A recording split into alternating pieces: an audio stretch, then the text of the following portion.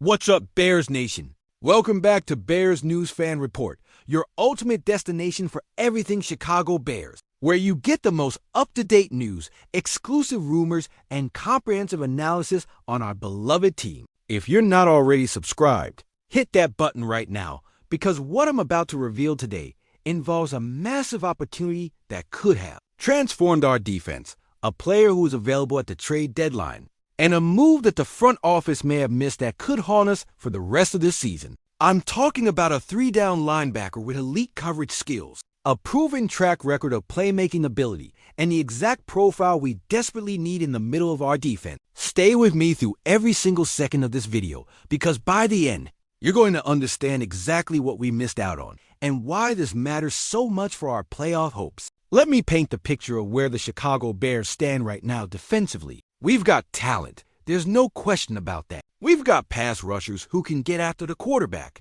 We've got a secondary that's shown flashes of brilliance. And we've got a defensive scheme that's designed to create turnovers and disrupt opposing offenses. But if you've been watching the games closely, and I know you have because you're part of Bears Nation, you've noticed there's a glaring weakness right in the heart of our defense. Our linebacker play, particularly in coverage situations, has been inconsistent at best and exploitable at worst. This isn't just my opinion. This is what the tape shows week after week. When opposing offenses want to attack us, they're going after our linebackers in coverage. They're running seam routes with tight ends. They're releasing running backs into the flat. They're finding those soft spots in our zone coverage where our linebackers are supposed to be but aren't quite getting there in time. It's been a problem all season long.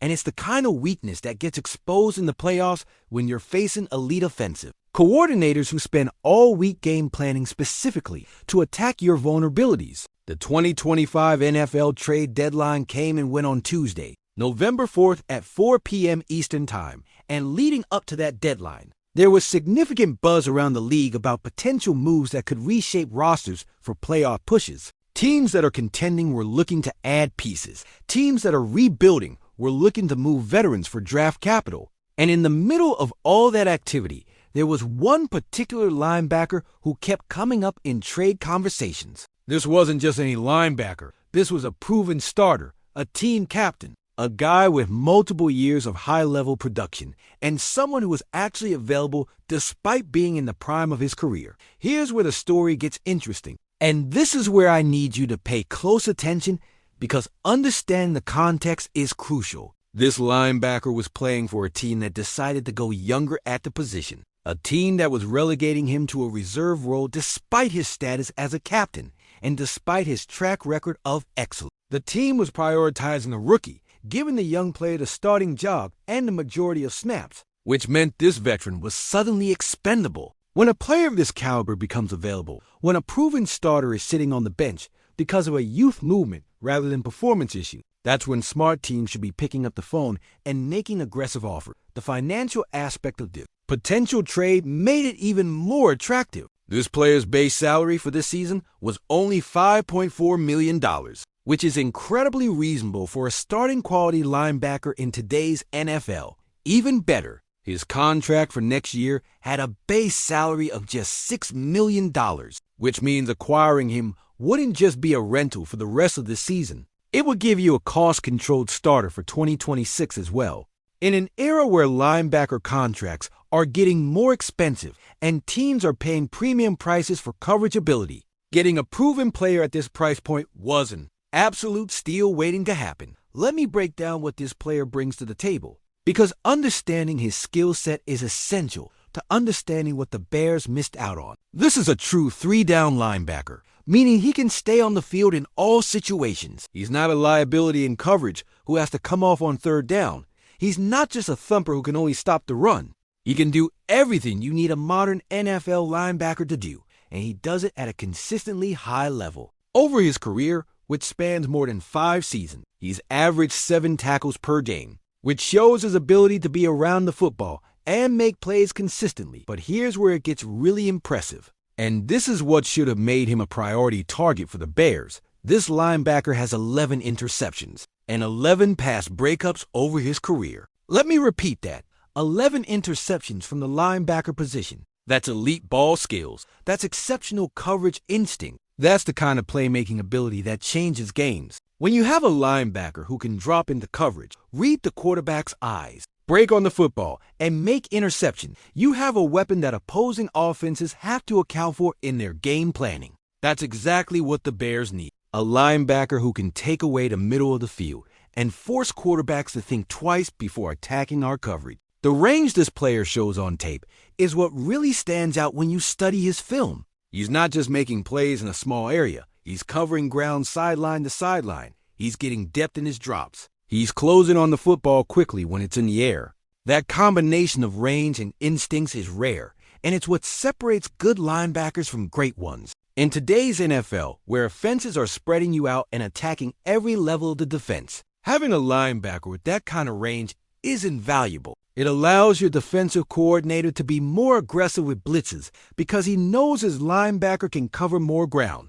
It allows your safeties to play deeper because they trust the middle of the field is protected. And it gives your entire defense more flexibility in how you can attack opposing offenses. Multiple teams around the league recognize this player's value. And according to sources close to the situation, there was significant interest in acquiring him before the trade deadline. Teams that are contending for playoff spots, teams that have weaknesses at linebacker, teams that understand the value of adding a proven veteran who can contribute immediately. All of them were having internal discussions about what it would take to get a deal done. The asking price wasn't prohibitive, the salary was manageable, and the player was clearly available. All the pieces were there for a trade to happen. Now here's the part that's going to frustrate you as a Bears fan. And believe me, it frustrates me too.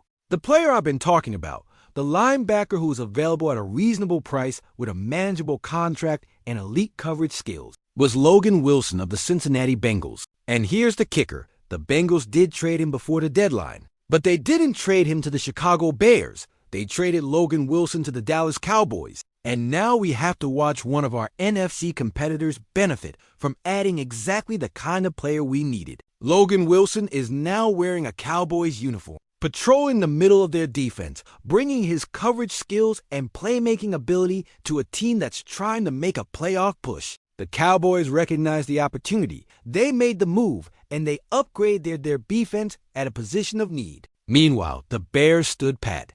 We didn't make the aggressive move to acquire a proven starter who could have immediately improved our defense. And now we're left wondering what could have been. Let me be clear about something. I'm not saying the Bears didn't try to acquire Logan Wilson. I don't have insider information about whether our front office may call Cincinnati or what kind of offers might have been discussed. But what I do know is that Wilson was available. He fit a clear need for our defense. His contract was reasonable, and he ended up going to another team. As a Bears fan, that's frustrating because we've seen this movie before. We've seen opportunities to add impact players slip through our fingers, and then we've watched those players succeed with other teams while we struggle with the same weaknesses we could have addressed. The Cowboys are getting a player who can step in immediately and contribute at a high level. Wilson brings leadership as a former team captain. He brings experience with over 5 seasons of starting experience, and he brings those elite coverage skills that make him a 3-down defender. Dallas needed help at linebacker. They identified Wilson as the solution, and they pulled the trigger on a trade that makes them better right now. That's the kind of aggressive roster management that contending teams need to embrace, especially when you have a championship window that's open. For the Bears, this missed opportunity stings because our linebacker situation hasn't improved as the season has progressed. We're still vulnerable in coverage. We're still getting attacked by opposing tight ends and running backs. And we're still lacking that playmaking presence in the middle of our defense that Wilson could have provided. Every time we give up a big play over the middle, every time a tight end runs free down the seam, every time we struggle to cover running backs out of the backfield, we're going to think about what Logan Wilson could have brought to this defense. The question Bears Nation needs to be asking is simple. Why didn't we make this move? Was it the asking price? Was it concerns about fit? Was it a philosophical decision to stick with our current roster? Whatever the reason, the result is the same. We had an opportunity to significantly upgrade our defense at a position of clear need, and we didn't take advantage of it. Now we have to live with that decision for the rest of this season and potentially beyond. So Bears Nation, I want to hear from you right now. Do you think the Bears should have traded for Logan Wilson? Are you frustrated that we missed this opportunity? What do you think it would have taken to get the deal done? How much would Wilson have improved our defense? Drop all your thoughts in the comments below because I genuinely want to know how you're feeling about this situation. This is exactly the kind of analysis and insider perspective you get here at Bears News Fan Report. We don't just report what happened, we break down what it means for our team and our future. If you're not subscribed, hit that button now and turn on notifications so you never miss an update. We're going to continue tracking every move the Bears make and every opportunity they might have missed. Smash that like button. If you found this breakdown valuable, share this video with every Bears fan you know, and let's keep this conversation going. The trade deadline has passed, but our season is far from over, and we need to understand every decision that impacts our playoff chances. Bear down, and I'll see you in the next video.